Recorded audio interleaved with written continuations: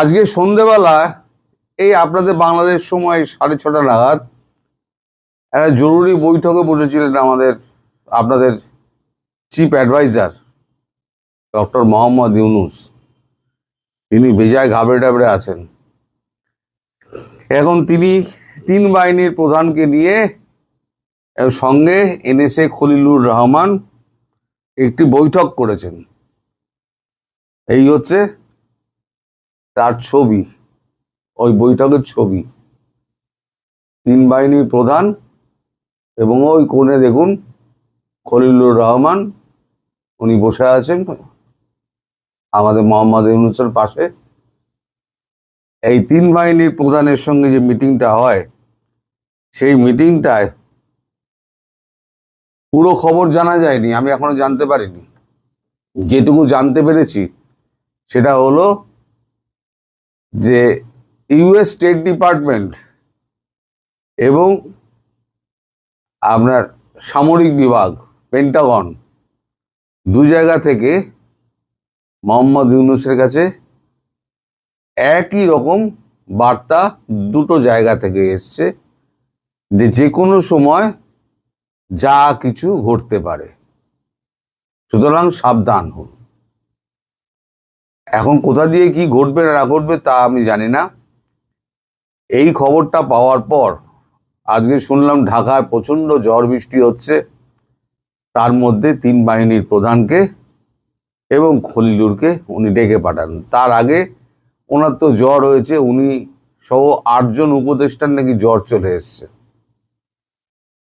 3 জন উপদেষ্টা আর বাকি সব প্রেস মিডিয়ার প্রেস উইংয়ের সমস্ত যারা আছে তাদের নাকি জ্বর চলে এসছে। হয়তো হতে পারে, মানে সিজন চেঞ্জের জ্বর, বৃষ্টিতে ভিজে জ্বর, ভয়ে জ্বর, অনেক কিছুই হয়। যা হোক, একটা জ্বর টর এসছে, শরীর খারাপ।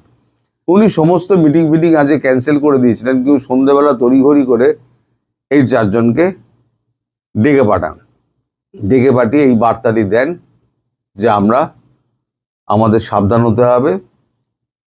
এখন বাইরের দেশের পরিস্থিতি খুব খারাপ, দেশের মধ্যে একটা অচল অবস্থা, অরাজকতার সৃষ্টি হচ্ছে।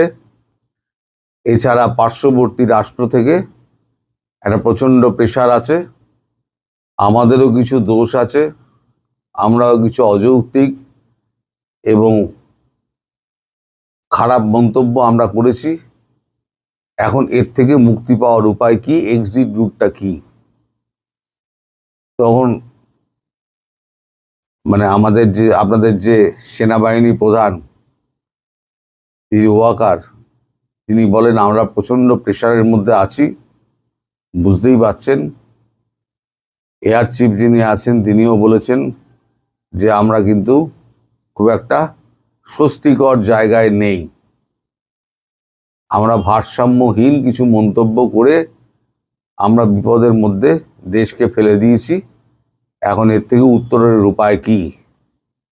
সে উত্তরণের উপায় খোঁজার জন্য কোনো এক্সিট রুট কিভাবে ঠিক করা যায়, মানে এই খারাপ অবস্থা থেকে সেটা নিজেরা বার করার জন্য এই মিটিংটা ওনারা ডেকেছিলেন। বাইরে যদিও বলা হয়েছে এই সামনে ভোটে সমস্ত ওই সৈন্যবাহিনী কোথায় কোথায় সমস্ত নিয়োগ করা হবে এবং এই সমস্ত, আরে ভোটই তো ডিক্লেয়ার হলো না, এখন সৈন্যবাহিনী মোতায়েনের কি গল্প শোনাচ্ছেন? আসল কথাটা বলুন না, ভয় পেয়েছেন। ভয় তো সবে এখনো শুরু হয়েছে, ভয় তো সুরসুরির মতো টুক টুক টুক টুক টুক টুক করে আসে। হ্যাঁ, কারণ পূর্ব ইতিহাস তো জানেন। পূর্ব ইতিহাসটা হচ্ছে এই যখন পাকিস্তানে যখন এই কাণ্ডটা হলো না, সেই সময়তে আপনার ওই এয়ার এক্সারসাইজ হচ্ছিল, যে যেমন এয়ার এক্সারসাইজ হয় এয়ার এক্সারসাইজ হচ্ছে, হতে হতে এয়ার এক্সারসাইজ এপার থেকে দাম করে মেরে দিয়েছে। তারপরে তো সমস্ত চার্জ আরম্ভ হলো, সব 11টা একদম এয়ারবেস উড়িয়ে দিল। তারপর সব ব্রহ্মোস মেরে যত আছে আপনার ওই এই যত কি বলে সন্ত্রাসবাদী ক্যাম্প ছিল সমস্ত ভেঙে দেওয়া হলো। 4 দিন বাদে হাত জোর করে এসে পাকিস্তান বলল অনেক হয়েছে, এখন যুদ্ধবিরতি করুন, আমরা আর পারছি না, ভারত ছেড়ে দিয়েছে। ঠিক আছে, একটা সময় মেরে ছেড়ে দিয়েছি, যদিও এবার নিয়ে আমার প্রচুর আপত্তি, আগেও আমি বলেছি, এখনো আমি বলছি, ভবিষ্যতেও আমি বলবো ওখানে থামা ভারতের উচিত হয়নি, তাহলে আজকে এই দিন দেখতে হতো না। সেদিন যদি পাকিস্তানকে আমরা শেষ করে দিতাম, সাপের মাথা যদি কেটে দিতাম, তাহলে আজকে বাংলাদেশটা এরকম খারাপ অবস্থায় যেত না। তো এখন তো যা হবার তো হয়ে গিয়েছে, এখন তো মানে গেম তো হাতের বাইরে চলে গিয়েছে। এখন ডক্টর ইউনূসের হাতেও কিছু নেই, আর ৩ সেনাপ্রধানের হাতেও কিছু নেই, আর খলিলুর রহমান তার হাতেও কিছু নেই। খলিলুর রহমান কাটার ধান্দা করছে, যে কোনো দিন কেটে পড়বেন। এখন খলিলুর রহমানের এখন বলা হচ্ছে এইগুলো সমস্ত বাইরে যা বলা হচ্ছে সমস্ত কিছু কিন্তু মানে গুল মারা হচ্ছে। আচ্ছা, যদি তাই হতো, যদি ভোটের ব্যাপারে যদি ৩ বাহিনীর প্রধানকে এবং দেশের শাসন ব্যবস্থার সুস্থির করার জন্য কি ৩ বাহিনীর প্রধানকে ডেকে পাঠানো হতো, তাহলে সেখানে খলিলুর কি করছে? আন্তর্জাতিক রাষ্ট্রগুলো আমাদের দেশের বিরুদ্ধে গিয়েছে এবং পার্শ্ববর্তী দেশ আমাদের চেপে ধরেছে, এটা হচ্ছে আসল ব্যাপার। তার জন্যই খলিলুরকে ডেকে পাঠানো হয়েছে। এবং এই জ্বর অবস্থাতেই ডক্টর মোহাম্মদ ইউনূসকে এই মিটিংটা করতে হয়েছে। মিটিংটা হয়েছে টোটাল 17 মিনিটের মিটিংয়ের শেষে খলিলুর রহমান এবং ৩ বাহিনীর প্রধান বেরিয়ে গিয়েছেন, এবং আমাদের মোহাম্মদ ইউনূস তিনিও বিশ্রাম নিতে চলে গিয়েছেন। তার তো জ্বর এসছে, এখন আরো কাঁপুনি দিচ্ছে, হুড় হুড় করে কাঁপুনি দিচ্ছে। এখনো তো ৩ তারিখ আসেনি, তো ওই যে আওয়াজ যখন গর্জনগুলো শুনবেন তখন তো তা মুশকিল হয়ে যাবে না?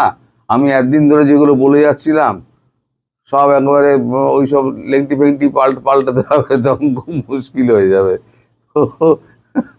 আপনারা এখন, আমি বলেছিলাম না একটা সময়তে যে এয়ার স্পেস বন্ধ হবে, তখন আপনারা বলেছিলেন, অনেকে বলেছিল ও গুজব গুজব রটাচ্ছে।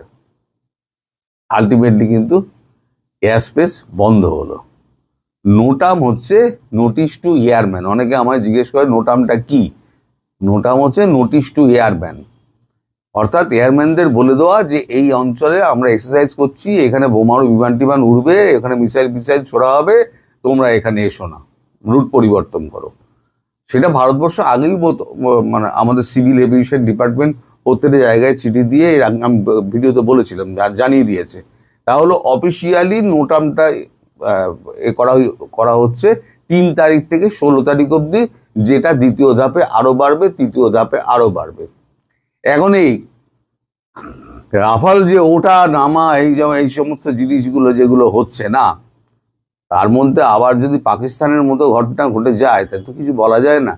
আর স্টেট ডিপার্টমেন্ট এবং পেন্টাগন যখন একসঙ্গে ফোন করে এক এবং অভিন্ন, যেটা ইউনূস ব্যবহার করেছেন, যেটা এক এবং অভিন্ন বার্তা পাঠানো হয়েছে যে যে কোনো সময় যা কিছু হতে পারে, ফলে আমাদের তৈরি থাকতে হবে। এখন ইউনূস সাহেব কতটা তৈরি, বাংলাদেশ কতটা তৈরি, এখন সেটাতে এখন ভেবে দেখার সময়। তবে আমি বাংলাদেশি ইউনূস সাহেবকে বলবো যে আপনার দেশে জামাতের ৫০ লক্ষ জেহাদি আছে, বলেছে ৫০ লক্ষ জেহাদি দিয়ে আমরা গাজওয়াতুল হিন্দ করব। এই হচ্ছে উপযুক্ত সময় গাজওয়াতুল হিন্দ করার। একবারে চাগিয়ে দিন, একেবারে দিল্লি অভিমুখে সব রওনা করে দিন, একবারে পুরো ভারতবর্ষ গাজওয়াতুল। শুধু 7 সিস্টার নেবেন কেন? অল্প জায়গা নিলে আপনাদের হবে? আপনাদের পুরো ভারতবর্ষ চাই। একবারে দিল্লির ওপরে চড়াও হন ৫০ লক্ষ নিয়ে, তারপরে দেখা যায়। আমাদের সেনাবাহিনী তো মাত্র ১৭ লক্ষ, আপনার ৫০ লক্ষ জেহাদি। বাপরে বাপ, হয়তো আমরা ঠকঠক করে কাঁপছি। আমার তো ওই ইউনূস সাহেবের মতো আমারও জ্বর চলে আসবে আর একটু বাদে।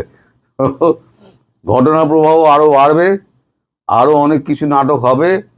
সবে তো নাটকের শুরু। এবারে যখন রাফালের আওয়াজ, যখন বোম এগুলো সনিক বোমগুলো যখন ছাড়বে না, সনিক বুম, হ্যাঁ, বাম বাম করে, ওই সনিক বুমেই অনেকের পেন্টন ভিজে যাবে। গতকাল যমুনায় সন্ধ্যায় ৩ বাহিনীর প্রধান, সেনাবাহিনীর প্রধান জেনারেল ওয়াকার খান, নৌবাহিনীর প্রধান অ্যাডমিরাল মোহাম্মদ নাজমুল হাসান এবং বিমান বাহিনীর প্রধান air chief marshal Hasan Mahmud খানের সাথে আমাদের প্রধান উপদেষ্টা ডক্টর মোহাম্মদ ইউনূসের এক বৈঠক অনুষ্ঠিত হয়েছে। সেই বৈঠকে আরো উপস্থিত ছিলেন বাংলাদেশের জাতীয় নিরাপত্তা উপদেষ্টা ডক্টর খলিলুর রহমান, আমাদের আইন বিষয়ক উপদেষ্টা ডক্টর আসিফ নজরুল এই বৈঠকে অংশগ্রহণ করতে চেয়েছিলেন, কিন্তু তাকে অংশগ্রহণের জন্য অ্যালাউ করা হয়নি, সুতরাং তিনি অংশগ্রহণ করতে পারেননি। এই মিটিং এ কালকে তারা 6টা 50-এ যমুনায় ঢুকেছে এবং মিটিং 17 মিনিট ব্যাপী এই মিটিংটি হয়েছে। এই মিটিং এ কি আলোচনা হয়েছে সেটি নিয়ে প্রধান উপদেষ্টার প্রেস উইং একটি প্রেস রিলিজ দিয়েছে। সেই প্রেস রিলিজে বলা হচ্ছে যে আগামী ফেব্রুয়ারি মাসে যে জাতীয় সংসদ নির্বাচন অনুষ্ঠিত হবে সেই নির্বাচনের নিরাপত্তা নিশ্চিত করবার জন্য আলোচনা হয়েছে এবং সেই নির্বাচনে 90,000 সেনা সদস্য, 2,500 নৌবাহিনীর সদস্য এবং 1,500 বিমান বাহিনীর সদস্য অংশগ্রহণ করবেন এবং সেই নিরাপত্তা নিয়ে আলাপের পাশাপাশি আগামী 21শে নভেম্বর আমাদের যে সশস্ত্র বাহিনী দিবস, সেই দিবসের অনুষ্ঠানে উপস্থিত থাকবার জন্য আমন্ত্রণ জানানো হয়েছে প্রধান উপদেষ্টাকে। এইবার আমি আপনাদের একদম নিশ্চিত করে জানাচ্ছি যে প্রেস রিলিজে এই যে তথ্যগুলো দেওয়া হয়েছে এই প্রেস রিলিজটি সম্পূর্ণ মিথ্যে। এই প্রেস রিলিজটি আপনি চোখ বন্ধ করে প্রত্যাখ্যান করতে পারেন।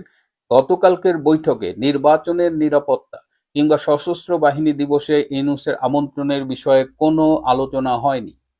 সাধারণত 21শে নভেম্বরের সশস্ত্র বাহিনীর দিবসে সরকার প্রধানকে আমন্ত্রণ জানানো হয় সাধারণত 1 সপ্তাহের আগে বা 2-3 দিন আগে। সমসাময়িক ইতিহাসে আমরা কখনো দেখিনি যে 1 নভেম্বর গিয়ে সরকার প্রধানকে 21শে নভেম্বরের সশস্ত্র বাহিনীর দিবসের জন্য আলোচনা করা হচ্ছে। এইখানে নির্বাচনের বিষয়ক নিরাপত্তা সেটা নিয়ে আলোচনাই হয়নি। তাহলে কি আলোচনা হয়েছে? তুলসী গ্যাবার্ড খুব স্পষ্ট করে বলেছেন যে এই যে আমেরিকা তার কোনো দেশে তার সরকারকে পছন্দ না হলে সে দীর্ঘ একটা প্রক্রিয়ার মধ্য দিয়ে সেখানে ইনভেস্ট করে সরকার উৎখাত করে নিজেদের পছন্দের সরকার বসানো, যেটাকে বলা হচ্ছে রেজিম চেঞ্জ। এই রেজিম চেঞ্জের এই কূটনীতি থেকে আমেরিকা ট্রাম্প প্রশাসন সরে দাঁড়াচ্ছে।